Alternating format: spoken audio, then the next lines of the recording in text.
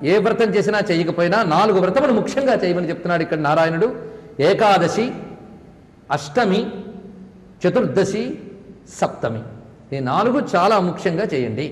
ఇందులో ఏకాదశి విష్ణువునకు, అష్టమి దుర్గకు, చతుర్దశి శివునకు, సప్తమి సూర్యునకు. ఈ సమయంలో చేయవలసింది ఏకభుక్తము, నక్తము, అయాచితాన్నం అంటే ఇంకోరిని అడిగి తెచ్చింది కాకుండా స్వయంగా ఆర్జించింది తిన్న ఆహార నియమమే.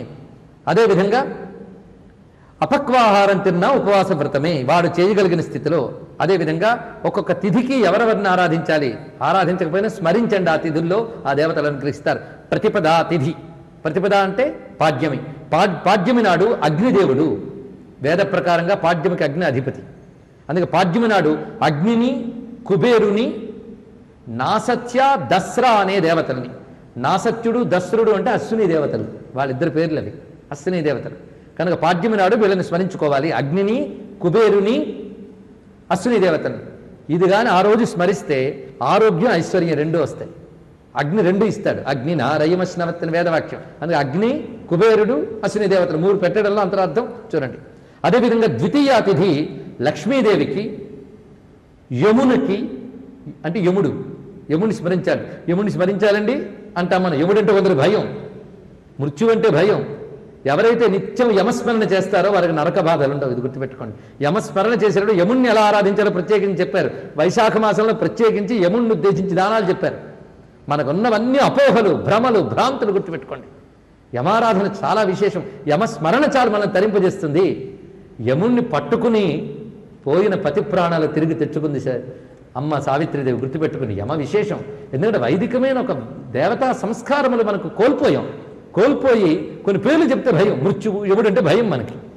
కానీ ఎప్పుడు ఆ మృత్యువు చేతిలోనూ ఉంది మన జుట్టు, తెలుసా? మన పుట్టిన దగ్గర నుంచి మన పక్కన ఉన్నది ఆవిడేట. లెక్క వేసుకుంటూ అసలు టైంలో లాక్కుపోతుంది. కనుక ఆ తల్లిని నమస్కరించుకోవాలి. ఆయన అనుగ్రహిస్తే నరక బాధలు ఉండవు. ఎందుకంటే మనల్ని తరింపజేసే యముడు. ఆ యముడు ఎవరు? నారాయణుని శక్తి విశేషం. సరే, యముణ్ణి విధేనాడు లక్ష్మీదేవిని, యముణ్ణి చూసారా? లక్ష్మీదేవి కావాలి, యముడు అక్కర్లేదు, ఆయనే కావాలి యముడు.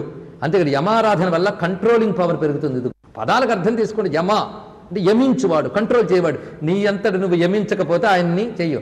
అంతేకాదు అష్టాంగ యోగంలో మొదటి మెట్టు ఆయనే. అష్టాంగంలో ముందుకెళ్లాలన్నా యముడే కావాలి. యముడు, ఆయనతో పాటు శ్రీ సమన్విత పార్వతి, లక్ష్మీదేవితో కూడిన పార్వతీదేవిని ఆరాధించాలన్నారు ఇక్కడ. ఇది విధేయ నాడు. అలాగే షష్ఠి నాడు కార్తికేయుని, సూర్య భగవాన్ని ఆరాధించాలి. వంశము అర్థమని తెలుసు కదా, సత్సంతానాన్ని ఇస్తుంది, సంపదని పెరుగుతుంది. అష్టమి నాడు దుర్గను ఆరాధించాలి. నవమి నాడు మాతృకా దేవతలను ఆరాధించాలి. తక్షకుణ్ణి ఆరాధించమన్నారు. నాగదేవతలను ఆరాధించవలసింది ఈ దివ్యమైన అష్టమి నాడు. దశమి నాడు అంటే నాగదేవతల అనుగ్రహం ఉంటే ఇదివరకున్న సర్పదోషాదులు కూడా తొలగుతాయి. ఇక దశమి నాడు ఇంద్రుని, కుబేరుని ఆరాధించమన్నాడు. ఏకాదశి నాడు సప్తర్షుల్ని ఆరాధించమన్నాడు. ద్వాదశి నాడు హరిని ఆరాధించాలి. త్రయోదశి నాడు మన్మథుని ఆరాధించాలి. ఆ మన్మథుని ఆరాధించేటప్పుడు కోరికలు తీరుస్తాడు. కానీ అది మళ్ళీ నిన్ను పతనం చేయకుండా శివారాధన చేయాలి పక్కన. ఎందుకంటే ఆయన కంట్రోల్ చేయగలిగే వాడు ఈ మహానుభావుడే. అందుకే కామదేవ ఉపాసన, కామేశ్వర ఉపాసన. ఇక చతుర్దశలో మహేశ్వరుడైన శివుణ్ణి, పూర్ణిమ నాడు బ్రహ్మదేవుని ఆరాధించాలి. అమావాస్య నాడు పితృదేవతలను ఆరాధించాలి. పితృదేవతలుగానే ఒక్కసారి భయం వచ్చిందా లేదా?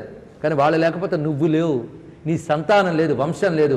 పితృదేవతల అనుగ్రహం లేకపోతే ఈ జీవితంలో వంశం బాగుండదు, పిల్లలు బాగుండరు, మన ఇవి సమృద్ధిగా ఉండవు.